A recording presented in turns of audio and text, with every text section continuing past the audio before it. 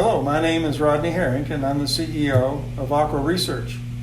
And we're going to go through some of the operation and description of the stream system, as we call it. It makes chlorine from a saltwater brine solution.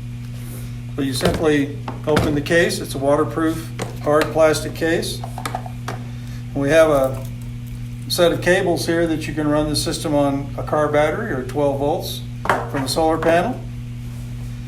We have a power lead right here that goes to a 110 source, and we have a set of hoses that go to a brine tank and to the oxidant tank, and they're connected together in storage. So the components basically are the electrolytic cell. This is where salt water is converted to chlorine. We're basically stripping electrons off of chloride to make chlorine. You do that with some electrolytic coated electrodes in the cell.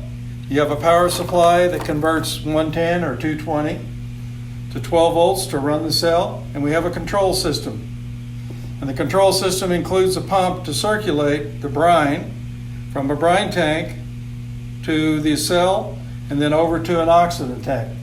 So it's a very simple operation. There's just one button to push to turn it on.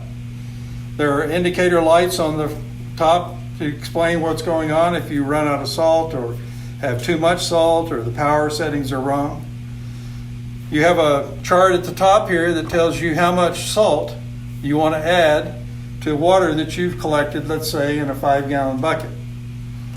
And that gets the ratio generally in the right range. But the control system is tolerant of adjustments or variations in the concentration of the salt. So if it's not mixed exactly right, the system takes care of that problem. It always produces 5,000 parts per million of chlorine. That's 1/2 of 1% concentration.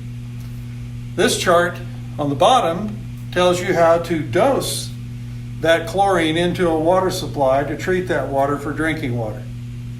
So you just look at how many liters or gallons of water you have. It tells you how much oxidant to put in there.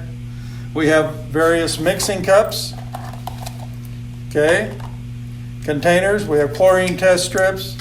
You can dose in very small amounts with this little syringe. So we have everything you need, including a 110 to 220 adapter for Europe. I have a little container that has the filter in it. So this is the brine suction filter. It's stored in this waterproof container.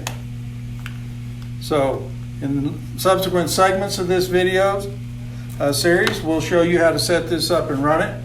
And we'll show you how to change components and how to detect and analyze faults if they may occur, like low salt, high salt concentration, voltage out of range, things like that. So thank you for your interest in our technology.